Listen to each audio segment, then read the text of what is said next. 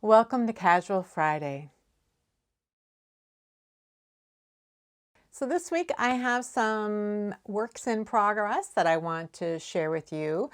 I'm going to do another segment of my tour through my knitting library. I'm going to show you my sock books this week. And then I'm going to talk about the knitting retreat that I went on last week that I was on the committee for, as well as our monthly guild meeting presentation, which I was a part of this week as well.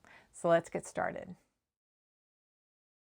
Last weekend was the Minnesota Knitters Guild Great Guild Getaway retreat, annual fall retreat up in Cross Lake, Minnesota. We have it at it's a summer camp for kids with disabilities, and then during the non-summer months, it's a retreat center. And we have it up there. It's a beautiful setting. It is beautiful fall leaves on the drive up there. And it's a really nice environment to have a retreat. Some retreats are all about the classes, like that's what you're signing up for. And then there's maybe some social knitting time in the evenings. But our retreat is really meant to be a relaxing weekend with fellow knitters. If all you want to do is sit in a circle of knitters and knit all weekend long, then you can do that. If what you would like to do is to knit some of the time with other fellow knitters, but also learn some new skills like taking a dyeing class or maybe get really relaxed and have a massage, you can do that. So our retreat is really more focused on a relaxing time with maybe the opportunity for learning something new if you want to. So the first year I went to the retreat, I did take a dyeing class. Every year the Guild gives the retreat participants a custom dyed skein of yarn that's been dyed by a local independent dyer. And then we have a contest in the Guild to create a pattern using that yarn, and then everybody who comes gets a skein of the yarn and gets the pattern. And the person who won the design contest gets to come to the retreat for free. And then one of the things we do is we offer a dyeing class. Usually it's the person who did the custom dyeing for the skein of yarn that everybody gets. This year that didn't work out, so we asked another independent dyer who lives very close to the Cross Lake area to come in and teach the class instead. And I decided to take it this year. I'm not typically interested in dyeing my own yarn. Often I'm using just a solid color yarn if it's something to do like a sweater, because I'm interested in doing the texture. But it is interesting just to see how things are done and learn something more about the process. And what really struck me was that there are certain elements that are requirements in dyeing yarn or dyeing wool. And when you are dyeing wool, it's a protein fiber, and so it needs an acid dye. Now that doesn't mean sulfuric acid, and actually the acid isn't in the dye, it's added to the dye bath. And the acid is usually citric acid or vinegar, so it's nothing that's going to cause problems. Often when you are working with dye powders, you'll be cautioned to use a mask or something, and that's so that you aren't inhaling these fine particles of dye into your lungs. So it's not like a dangerous activity because of acid being involved, because it's just citric acid or vinegar. So what dyeing needs, so you need to soak the wool for a good 20 minutes so that the air goes out of the wool. And then the wool needs to get heated up so that the scales of the wool will open, and that allows it to be really receptive to the dye. And then you also need to include this citric acid or vinegar at some point in the dyeing process, because that is what really locks the dye into the wool. So you can dye the wool, but it won't be necessarily color fast if you don't use the acid component. So I haven't done a ton of dyeing. I've over dyed a sweater twice. I documented one of those processes one time. I'll put a link up here. And I think the process that I did for that was, after I'd soaked the wool sweater in a sink full of water, I put it in the dye pot with the dye, which was at basically the same temperature as the water in the sink had been. And then gradually you heat up the water. And so the wool is taking in the dye, but as the water got hotter and hotter, it was taking in more and more. And at some point I used vinegar for that. You add the vinegar, you pull the wool, away from where you're adding it. So you want to mix the vinegar in really well so that the acid doesn't hit one part of the sweater and cause all the dye to get sucked into that part, and then other parts wouldn't get it. So you have to have enough dye in there to get the color that you want. And wool will only take color to a certain point. You could put just tons and tons of dye in the pot, and it's only going to take a certain amount, and then after that it's not going to take anymore. So the goal is to put the amount of dye that you actually need into that dye pot and work it out so that it will be evenly distributed, and making sure that the citric acid is blended in there, or the vinegar is blended in there in a way that causes the dye to get pulled in evenly. So that's what, if you're trying to get a solid color. So when I went to see my friend Margaret, who at Little Gidding Surrey Farms, like last month sometime, and she showed me her dye house. So she's doing big vats of dye, and she was putting the wool into the dye vat mixture when it was still pretty cool temperature. And after it had been warmed, the water was warming up for about an hour. She pulled the yarn out, mixed in the citric acid, so that the yarn was already had been pulling in some color. And then she mixed in the citric acid, then she lowered that back in, and then the temperature continued to rise over the next 3 or 4 hours, and it was maintained for a couple of hours, and then it was allowed to gradually cool. So that was her process. Well, the process that we used for dyeing our skeins of yarn at the retreat was really interesting, because what she did was, when we were soaking our skeins in water, in warm water, for the 20 minutes so that it get all the air out, she had the citric acid in that water, which I thought was interesting. So she was preparing the yarn with the citric acid ahead of time. And then we're each dyeing one skein of yarn in a little pot. And she mostly uses superwash wool. She did bring some wool. We each got to choose one skein of yarn. She brought some yarn that was non-superwash, which is usually what I prefer, is non-superwash wool.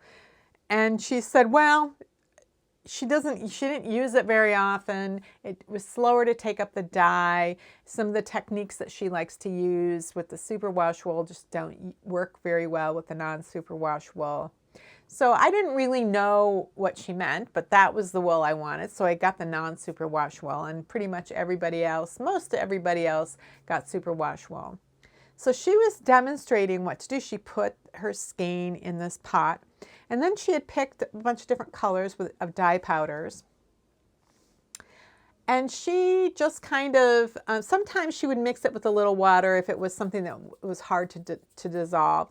Sometimes she would just pour it, she'd move the skein across and she'd pour some dye in one part of the dye bath and let that area of the skein absorb that, or sometimes she'd pour it right on the skein. Sometimes she just took the dye powder and she sprinkled it on different places where she wanted the dye to go there. So she was getting this kind of variegated effect, and it was really interesting. And then when she wanted to do speckles, she took a little cup and she mixed some of the dye powder with citric acid, because the citric acid is going to cause the dye to pull right in at that particular spot.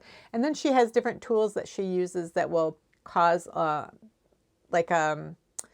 it's like a little tool that she uses for powdered sugar, like you could use for powdered sugar if you were sprinkling on desserts or something. She put the dye powder with the citric acid in there, and then she'd use that to put speckles on the very surface of the yarn, because there's not very much water in this dye pot. It's just keeping it at a sort of close to a simmer. It's very warm.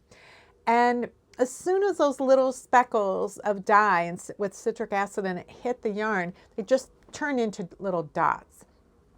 they didn't bleed out. Like she said, for that particular thing, if you just had sprinkled the dye on it, it wouldn't necessarily just lock into the yarn right then. It would probably bleed out a little bit. So it really depended on the kind of effect that you wanted. So it was really interesting to watch. So I got my yarn, and my idea was I wanted some kind of red tonal, and I hadn't thought I was going to do speckles, but I thought it was a really interesting thing to see, and I thought, well, maybe I'll try that. And what she was saying about the non-superwash wool being slower to take in the dye was true. I was applying dye.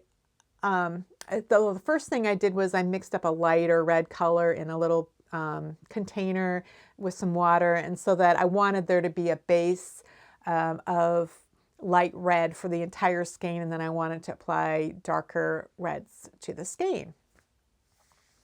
So that dye bath, I created a little bit of dye bath, and it did take quite a bit of time to exhaust the dye.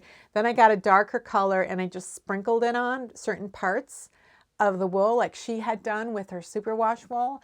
And what happened was it just gradually dissolved and dispersed into the water and just kind of created a solid color bath and just darkened the whole skein a little bit. So it wasn't dyeing the particular targeted areas like it had with the superwash wool. So then I thought, okay, well, if I want to do that, I'm going to have to do the sprinkling business like in sections with the citric acid. So I got a darker red and kind of had a spoon of citric acid mixed with the dye and kind of distributed it on different parts of the skein. And then I was able to get some darker areas, but I could see that there was no way I was going to get speckles with that particular yarn. So I'm not sure the reason why the superwash will just take the speckle like that, but it clearly has something to do with the scales, and the scales are either glued down or removed for superwash wool. It depends on the particular type of treatment to make it machine washable. Superwash is actually a trademark and refers to a specific process, and there are two different processes that can create machine washable wool. So there's something about those scales, having the scales versus not having the scales, that causes the dye to react with the yarn in a different way. And that was super interesting to me to see.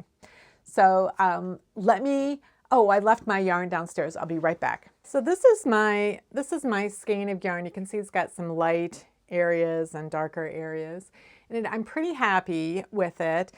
But now I have to figure out what I'm going to do with it.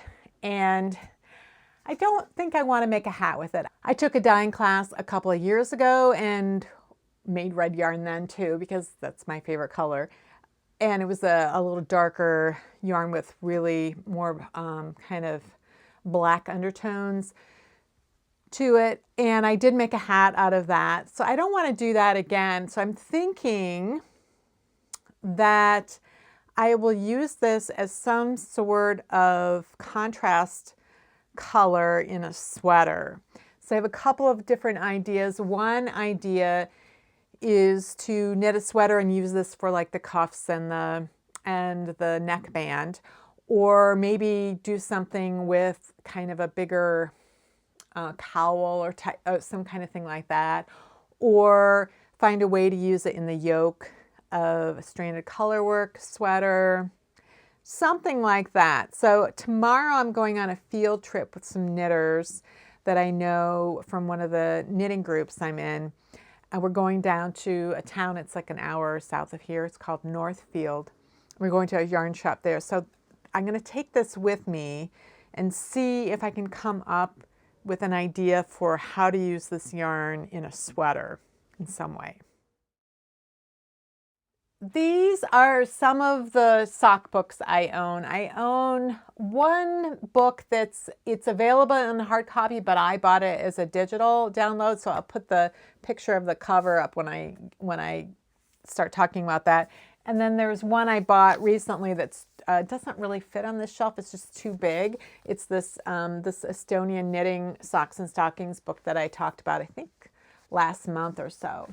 So let me go through the books and tell you a little bit about why I like them and how I maybe use them. So let me just go through these books and I can tell you a little bit about each of them. I think the first two sock knitting books I ever bought were Charlene, I don't know how to pronounce her name, Church, I think is her last name, Charlene Church, Sensational Knitted Socks. And then around the same time, I got Lucy Neatby's Cool Socks, Warm Feet, and she has some interesting ways of using self-striping yarns with different kinds of heels and little cuff treatments and things that are kind of interesting. So the Sensational Knitted Socks, I think the best thing I ever learned from this book was how she closes the holes or prevents the holes at the junction of the heel flap and the instep when you're picking up stitches and you pick up a couple extra stitches. So I've done a video on tips and tricks for heel flaps, and one of the tips and tricks that I include in there is that particular technique that she has. So what's nice about this book is she's got different sock patterns in there, but the way the instructions are set up are so that if you use double pointed needles or two circulars or magic loops, she has separate instructions for each of those. Some people really like that. They like to be told which needle to do this on, which needle to that. I prefer to know where the beginning of the round is and what I'm supposed to do for the entire round, and don't confuse me with double pointed needle numbers or anything. But other people really like that very specific information. So that's in here. She's got, it's kind of a stitch dictionary type of thing going on, and she divides them up by multiples. So like stitches that are multiples of 3 stitches or 4 or 5 or 6. So if you have measured your leg or something and you decide you need 72 stitches, you can find a stitch pattern that will divide evenly into 72 stitches and work things out that way. So that's really nice. So a lot of people, it's sort of a nice bridge for designing your own socks or customizing your socks in a way that maybe a sock pattern with one size or 2 sizes wouldn't do for you. So it allows you a little bit more freedom that way. Lucy Neatby she's just an interesting person. She's always got interesting ideas for how to do things and different approaches for things. She's the person I learned the toe chimney method of grafting, which is to switch from your regular yarn to waste yarn for a certain amount of time. And then you can do grafting without using live stitches. I've done a video on that as well. So she's an inventive knitter and comes up with some really interesting ideas. So this is a book probably a lot of people have. It's Nancy Bush's Folk Socks.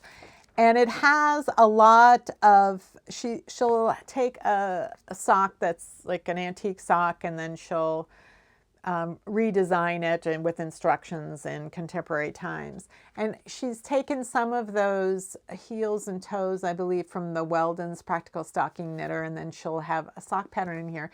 One of the things that I find a little frustrating about this is that she'll have instructions using a very specific number of stitches, doesn't tell you gauge, and then doesn't tell you how to modify it for different stitch counts. So I've been going through, and I understand a lot more now, having gone through Weldon's Practical Stocking Knitter and just being a more experienced sock knitter than I was when I bought this probably 10, 12 years ago. But that is one of the things, is that it exposes you to a lot of different types of heels and toes, but it doesn't necessarily tell you how to modify for different stitch counts or based on your different foot measurements either. But it is a really, it has a lot of merit, so don't get me wrong on that. This is Kat Bordy's New Pathways for Sock Knitters. I took a sock class from her. She was in town here years ago, and I took a class from her. She's a really good teacher, and she's got a really interesting mind also about how she's very spatial and comes up with different ways of knitting things. And so she's got approaches for toe up and cuff down and different ways of constructing heels and getting sort of the same result in terms of a sock-shaped item, but with different approaches. So she establishes these different architectures for socks, and then she tells you how to approach them. There is a fair amount of flipping back and forth through the book to get all of the information you might need in order to construct a particular sock. But there's a lot of, again, unique ways of approaching sock design that can be really interesting, that you might find useful. So one of the things that I typically don't do anymore is to buy books that are just pattern books. I want books that have a fair amount of reference material or that provide really new and different approaches to doing things. So like Lucy Neatby and Kat Bordy both have different approaches for doing things. So they do have sock patterns in their books, but a lot of it is the conceptual stuff that's quite different from just standard socks. When I was a new sock knitter, I really loved Cookie's sock patterns. I remember seeing Pomatemus in Knitty when it first came out and just loving it and knitting a pair of socks. And then when she started producing her own designs, herself publishing themselves, I would buy them, I would knit them. And then, so I was really excited when she came out with Sock Innovation. Now I've put this binding on here. I really like books that I use a lot. I will often take to Kinko's and have them cut the binding off and then put this business here. It's, a few bucks to do that. But then you can lay the book down flat or fold it around like this. So this is one of those rare books where I actually knit many of the different patterns within the book. But in addition, she has a reference section at the beginning to help you design your own socks. One of the things that she does that's really great is that she will design something that works in the round and there's no jog in the pattern. So she kind of, so she's able to figure out how to make a pattern go continuously around without having that jog, which is fantastic, and it's mind-bending. And I remember spending a long time trying to really understand what was going on. And sometimes, a lot of times I feel like I'm just on the edge of understanding it. But so this was, I think, I feel like this is the best sock book that I own in terms of it's been the most useful to me personally, and I've knit the most things from it. She had a second book that came out called Knit Sock Love. And this is one I think she self-published. I think the first one was maybe an interweave publication. I'm not sure. So some of the sock patterns in here were things that she had published individually prior to that. So again, I've knit quite a few of the things in here, but some of them were patterns I'd knit before I bought the book. And this book was also available, and I don't know if this is in publication anymore. I don't know if it's available anymore because I don't think she is designing anymore. But when I bought this, I also got a digital copy of that, which I really like because I love being able to thumb through a book and look at it and look at all the color pictures. But when I want to knit the pattern, I only want a few pages, and I like printing things out and being able to staple it and stick it in my knitting bag and not disrupt the book itself. So this book is Knit Sock Love. So the last two books I have are both on Estonian knitting. This is actually folk knitting in Estonia, so it's not just socks. And this is another Nancy Bush book. So she's got pictures of vintage socks, and they have some interesting construction in Estonian socks. So this is a taste of Estonian knitting that I got a few years ago. And then this year, just recently, I bought this Estonian knitting socks and stockings, and this is volume 2. Volume 1, I think, was on just general Estonian techniques, and I think there's going to be a third volume that I'm not sure what the topic of that's going to be. But this, I talked about, I think, a month ago when I got this. It just has things in there I've never seen anywhere else, and approaches to construction, and it's just, and somebody else, after I talked about it, mentioned that she bought the book too and was looking through it, and she found a cast-on method in here that her, I think it was Danish grandmother had used, and she'd never seen in any other book, but it was in this book, and so that was fascinating to her. So it's an expensive book, and when I linked to it a month ago, what's like $80 in the US? It's when I linked to it a month ago, I put a link to Amazon. I saw there were a couple of copies left, and I remember thinking, oh, I've got to order my copy. And then I forgot about it until the next day, and they were all gone. So I had to order it from another website from the UK. I ordered it from Isolde Teague's website, and it was cheaper. And then with the shipping, it ended up being the same as it would have been if I just bought it here from Amazon. But so this is a book that I've just begun to skim the surface of, but I'm really finding it fascinating. So those are, oh, I have one more book, and it's a digital book only, and it's Knit Architecture. So I had a memory that I owned this book, that I'd bought it when I was doing the August Sock Knit Along, and I was starting to think about how heel diagonal could help inform you of how long your heel flap needed to be, because some people were having trouble getting an accurate measurement of their heel length. And so I was wondering if anybody else had thought this. I thought, I wonder if that book, Sock Architecture, would have it in there. And I was looking through that book. It's a really good book. She does all of those heels and toes that you'll see in the Weldon's Practical Stocking Knitters. You'll see them in there, and she'll do it toe up and cuff down. And so I was looking in there to see if she had anything in there about heel diagonal and heel flap length. And basically what she said was the best way to customize your fit for a sock is to measure your heel. But a lot of knitters have trouble measuring that accurately. So the best way to approach that is to just, if it's too tight, make it a little longer next time. And basically it was trial and error method of getting the right heel flap length. So this is a problem that that a lot of knitters have, getting that accurate measurement. And as far as I know, nobody else has used this heel diagonal method that I came up with. So that's it for my sock books. I don't know what I'm going to do next week. I have a variety of things. Some things are such big topics, I'm going to have to try to figure out how to split them up. Like stitch dictionaries is just too big a topic. So those are my sock books. I am getting very close, finally, to finishing this 1938 vintage sweater.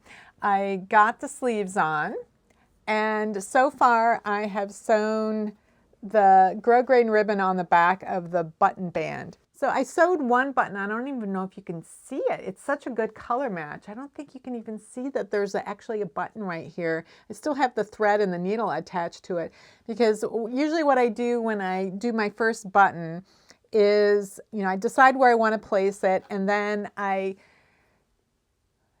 sew around like a knitting needle or something like that to give the space between the button and the fabric, and then I wrap the thread around wrap the tail of the thread around the thread that's been sewing the button on to create a thread shank. I did a video on that, I don't know, a year or so ago, but I liked to check just to make sure that I created a big enough shank, because this is pretty thick yarn. And so I buttoned it, and if you have been following me on this pattern, you'll know that first of all, these buttonholes are bigger than the buttons, because I found buttons I liked after I had knit the buttonholes. So I knew that I was going to have to make these buttonholes a little smaller, and I also want to face it with grosgrain ribbon, which means I also have to put machine created buttonholes in that grosgrain ribbon. So I just wanted to see what it looked like, and I think that I need to do one of two things, or maybe both.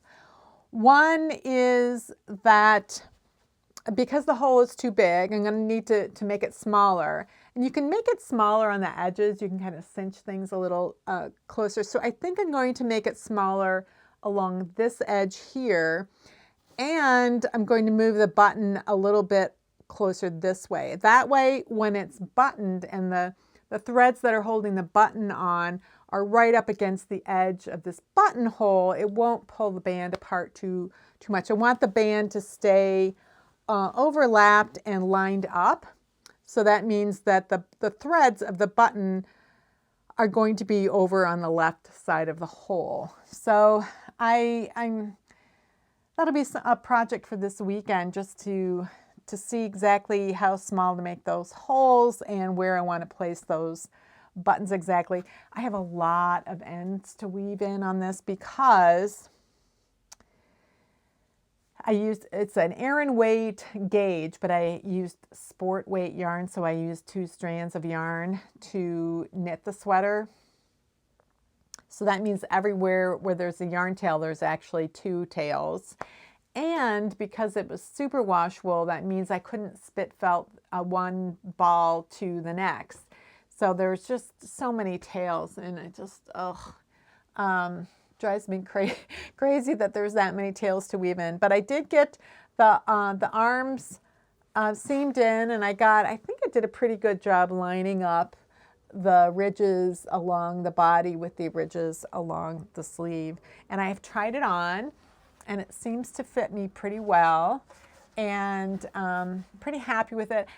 I added an extra length right here in the body because I knew that the body would be a little short for me. It's a pretty short sweater. It's meant to sit right at the waist, and I wish I had done one more than that, because I am a little long in the body, and I'm probably taller than the average woman was back in 1938. So I am wishing I had made it a little bit longer, but maybe I just have to get a skirt or a pair of slacks that have a higher waist on them, because that's the thing I'm worried about, is that I'm going to end up with a gap between the waistband of my pants and the waistband of the sweater. But we'll see once it's finally complete. But I'm happy with it. It's nice to be able to try it on and for real, and see with the sleeves and see what it looks like.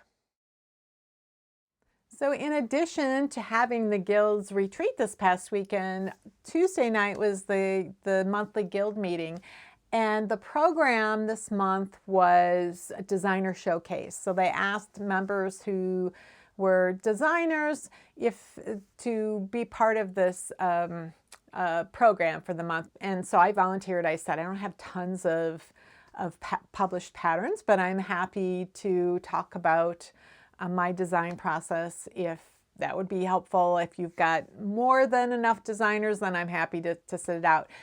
But it was really interesting. I did end up taking part of it, and it was really interesting to see the spectrum. There was 6 of us up there, and so we each spent 5 to 10 minutes talking a little bit about how we got into design, and then talking about our design process. And then once everybody had kind of talked about themselves, we were all up there at the front, and they could do a Q&A. And then we each had a table where we had all of our things set up. So it was really interesting to hear the other designers that were there. They were, out of 6 of us, there were 2 actually have like some kind of a associate's degree or some kind of a degree in fashion design or clothing design. One of the women, the youngest one, she is maybe in her late 20s. She's really young. So she's designing, but she hasn't produced patterns yet. So so that was interesting, that she's really liking using her knowledge of fashion design and clothing design to figure out how to compose things all in one piece. Like she knit herself a pair of pants and figured out the crotch and all of that. That was really interesting. And then the other woman has done so many different patterns for like Vogue knitting. She's got a couple of books out. She does a lot of stranded color work. So she's kind of on the other end of the spectrum within the 2 people who actually have degrees in design. One's been doing it for 20 some years, the other's pretty new. It's just, that was interesting.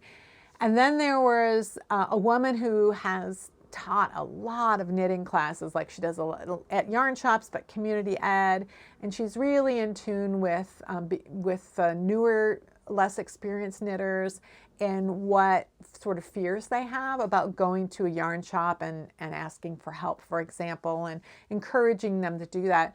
but she's creating a line of patterns for beginning students so that at the end of the class she can hand them a packet and say, here are some things that you would be able to knit.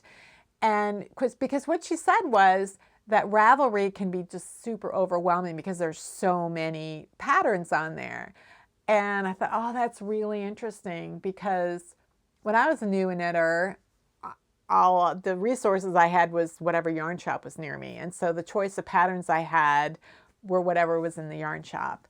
And so by the time Ravelry started, I had quite a bit of knitting experience, and I was in Ravelry pretty early on. So now there are literally, I think there's close to 1 million patterns in the database. So learning how to use the filters to say, well, I want to look for cardigans instead of, every sweater. I want to look at cardigans that have cables that are made with worsted weight yarn, that have, it's so that you have like all of these filters to get rid of a lot of things that you don't want to see. But a beginner may not even know what to filter out. So that was a really interesting point that she had about new knitters trying to learn Ravelry. Not just somebody who's new to Ravelry trying to learn how to use Ravelry, but somebody just new to knitting trying to learn how to use it. Then there's a woman who is actually on the retreat committee with me, who does a lot of stranded color work at very fine gauges, like 10 stitches an inch. She does a lot of mittens, but she does other kinds of things too. And it was funny because we had our tables next to each other, and somebody went and was looking at all her stranded colorwork things. And then they came to my table and they went, oh, so you're a texture person. It's like, and I kind of looked and I'm like, yes, everything on my table was a solid color and was full of cables. And it was, and then I looked over at Kathy's table and I'm like, yeah, that's quite a juxtaposition. And then the other thing somebody noticed was that, oh, what's quite a difference in gauge you have there, because I had these fingerless mitts that were really intricate Bavarian traveling twisted stitch patterns in fingering weight yarn right next to a bulky weight hat. And I thought, well, oh yeah, but mostly I knit. I started thinking about, well, mostly I knit with worsted weight. And I looked at the table and I realized that the things I design are not the things I knit the most. The things I knit the most are socks in fingering weight yarn and sweaters, sometimes in fingering, but usually in worsted weight. Those are the things I knit the most. But the things that I design are it's almost everything else. And, I was really thinking about this, like, why am I designing these things? And I really was thinking about, I was thinking I didn't have a niche for design like Kathy, who was next to me, a lot of stranded color. Everything was stranded color work, and most of it was mittens. And then the woman who's the knitting teacher is really concerned about beginning knitters, tons and tons of cowls, and she does beaded stuff too, but just tons and tons of cowls. And then the woman who's been in Vogue Knitting and has books and stuff, she'll have like a book that has a theme of, say, flowers or birds or something like that. Everything in there has to do with that. And I thought, geez, there's really no theme to what I'm designing. And it's so weird that I'm designing things, that the things I've designed are not necessarily the things I knit the most. And I was trying to work this out in the week before I was going to take part in the guild meeting. And I realized that I do have kind of a niche, but it's not necessarily one that you'd be able to tell by looking at my stuff. My designs tend to come out of me doing research on a technique, like trying to really understand how a technique works. Like the mock cable hat that I am going to be releasing in the next couple of weeks, that's in test knitting right now, had to do with me wanting to understand mock cables and coming up with rules behind how do mock cables work and how can you extend them this way and that way, and then designing a hat after doing all of that information. And I wrote a video, or I did a video on it, and then I wrote an article for Interweave Knitwear on it, and then the hat came out of all of that from everything I was learning and then what I wanted to teach or show to other people. I often say that one of my primary personality traits is that I'm an information seeker, but also an information sharer. So I think my designs reflect that. Like the August sock knit along that I did this summer was all about teaching, really. It wasn't a specific design. It was, here, let me show you how you can create something that fits you and how you can incorporate all the elements that you want. And so most of my designs are in some way having to do with either trying to learn a lot about a particular area. Like I did my first pattern that I re-released last year with in a new version was a reversibly cabled scarf. And that pattern came from me learning as much as I could about reversible cables at a time when I couldn't find much except for just individual patterns. And so I thought, well, I'm going to teach this technique class. I'm going to teach a class on reversible cables so people can learn how to use them however they want. And I'll design the scarf as part of that. And then people saw the scarf on display and they wanted the pattern. They signed up for the class, but other people didn't want to take the class. They just wanted the pattern. And so that was when I had to figure out how to actually write a complete knitting pattern. So a lot of times I'm thinking that I'm teaching a technique, but what a lot of people want is just they want a pattern. Thinking about all of this, like thinking about the kinds of things I've designed and why I designed them and what my original intent was, regardless of whether that's how it was received, still it gives me a sense of what I will produce going forward. And when I look at not only the mock cable pattern that's in test knitting, but the item that I have next in the queue for wanting to get test knit. Again, it was something that I designed as a class. It's a lace sampler scarf. So the idea was to teach lace knitting, but also with some cool techniques within the scarf that I thought were interesting. And then, the thing I have after that, again, it was like something that I designed that I thought was really neat to look at, but constantly I'm thinking about what elements can I include in this pattern that would be interesting to teach or to learn from. So I do have a niche, as it turns out, and I'm going to keep that in mind as I design going forward.